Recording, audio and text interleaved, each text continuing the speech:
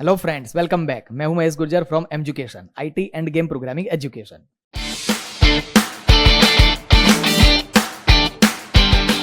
चलिए, ये सेशन में भी क्या करना है, हायरार्की इनहेरिटेंस का ही एक एग्जांपल करना है। समझते हैं। मानो कि हमारे पास कोई एक क्लास है रेक्टेंगल।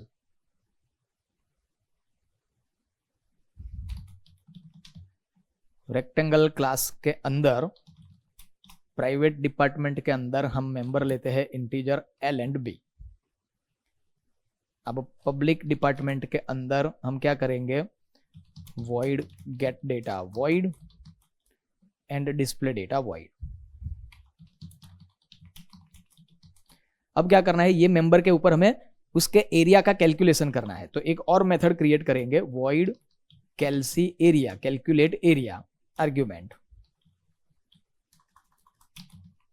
ठीक है, इसके अंदर का लॉजिक क्या होगा, लॉजिक है l इंटू बी, फिर उसको प्रिंट कराएंगे। एक और क्लास डिक्लेयर करते हैं ट्रायंगल। ट्रायंगल में भी हम प्राइवेट मेंबर ले लेते हैं एल एंड बी।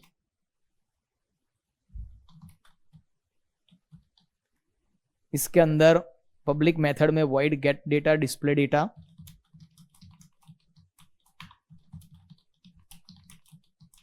एंड इसका भी कैलकुलेशन करना है। तो void calci area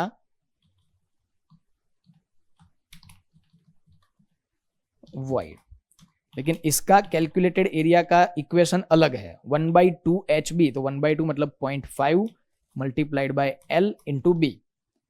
ठीक है, तो यहां पे देखो, ये जो है मेंबर रीराइट किए हैं, इसकी वजह से गेट डेटा डिस्प्ले डेटा इसमें भी रीराइट होगा। ये रीराइट नहीं है क्योंकि दोनों का लॉजिक अलग है। यहां पे L इंटू बी है, यहां पे 0.5 multiplied by L into B है, तो ये डिफरेंट है। तो कॉमन पार्ट का क्या करेंगे, हम कॉमन पार्ट को एक अलग क्लास में ले लेंगे। तो एक क्लास अलग से क्रिएट करते हैं। क्लास का नाम ले लेते हैं सपोज शेप। शेप नाम का क्लास। शेप नाम के क्लास के अंदर प्राइवेट के अंदर यहां पे इंटीजर एल एंड बी, और गेट डेटा और डिस्प्ले डेटा का जो रिक्वायरमेंट था वो यहां पे ले लेंगे, void get data void and void display data void। अब देखो, ये क्लास को जहां पे जरूरत है वहां पे हम इनहेरिट कर लेंगे। तो इसकी जरूरत कहां पे है, रेक्टेंगल में। इसकी जरूरत कहां पे है, ट्रायंगल में। तो ट्रायंगल में इनहेरिट कर दिया। अब यहां से ये मेंबर की रिक्वायरमेंट नहीं है। पिछले वाले एग्जांपल में क्या था, रोल नंबर और नेम कॉमन था, लेकिन उसका खुद का भी पर्सनल था, मैथ्स फिजिक्स। यहाँ पे रेक्टेंगल में जो रिक्वायर्ड है मेंबर्स, वो सारे मेंबर सुपर क्लास के अंदर आ गए, मतलब इसके पर्सनल कोई नहीं होंगे। सेम वे ट्रायंगल के अंदर भी एल और बी की जो रिक्वायरमेंट है वो ऑलरेडी सुपर क्लास के अंदर है, मतलब उसका पर्सनल भी कोई डिक्लेरेशन नहीं होगा। सिंपल। और पर्सनल कोई डिक्लेरेशन नहीं है तो यहाँ पे गेट डेटा की भी रिक्वायरमेंट नहीं है, डिस्प्ले डेटा की भी रिक्वायरमेंट नहीं है, क्योंकि ऑलरेडी सुपर क्लास के अंदर है। यहाँ भी गेट डेटा नहीं चाहिए, डिस्प्ले डेटा नहीं चाहिए। लेकिन कैल्सी एरिया मेथड की रिक्वायरमेंट है, क्योंकि दोनों का अलग है, इसलिए वो कॉमन में नहीं जा सकता। अब यहां पे देखो, एल एंड बी, ये मेंबर को सब क्लास के अंदर यूज करना है। अभी तक जो सुपर क्लास के अंदर जो भी मेंबर हम लेते थे वो प्राइवेट लेते थे। तो प्राइवेट का रिस्ट्रिक्शन क्या है, वो सिर्फ ओन क्लास में ही यूज हो सकता है। लेकिन ये कैसा सिनेरियो आया कि मेंबर सुपर क्लास के अंदर है, सुपर क्लास के अंदर प्राइवेट है, लेकिन उसकी रिक्वायरमेंट सब क्लास की मेथड के अंदर है।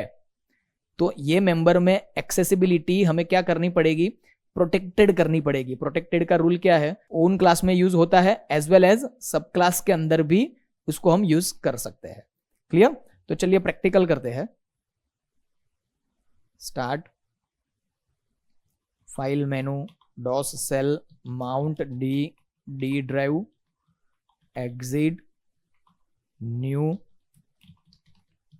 hierarchy inheritance has include iostream.h, has include conio.h, void main, void curly bracket start stop clear screen get ch, save d drive courses c++ inheritance 7। चलो फर्स्ट क्लास कौन सा बनाएंगे, क्लास शेप। अब shape class के अंदर जो member है उसको सब क्लास में भी यूज करना है, तो हम क्या करेंगे, प्राइवेट की जगह पे protected, integer L and B, public void get data void, void display data void, cout enter value of L, cin L, enter value of B, cin B, display के अंदर cout L is equal to L slash T, B is equal to B endl endl. चलो इसका use कहां पे करना है, class rectangle के अंदर। तो rectangle public shape curly bracket start stop.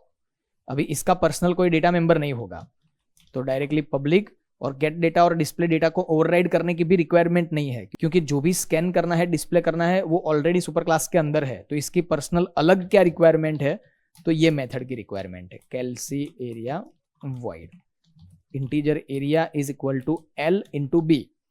अगर सुपर क्लास के अंदर ये एल एंड बी जो डेटा मेंबर है उसको प्राइवेट यूज किया होता तो यहां पे वो रिस्ट्रिक्ट हो जाता। अभी सुपर क्लास के मेंबर को सब क्लास के अंदर यूज करना है, इसीलिए सुपर क्लास के अंदर हमने क्या किया, प्रोटेक्टेड डिक्लेयर किया।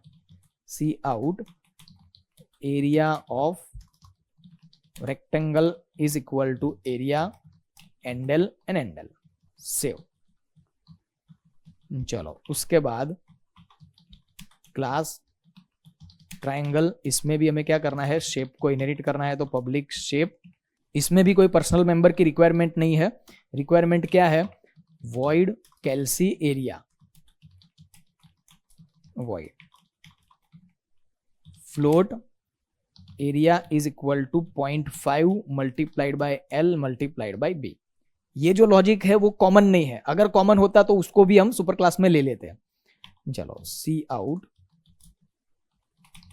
Area of triangle is equal to area endl and endl, save.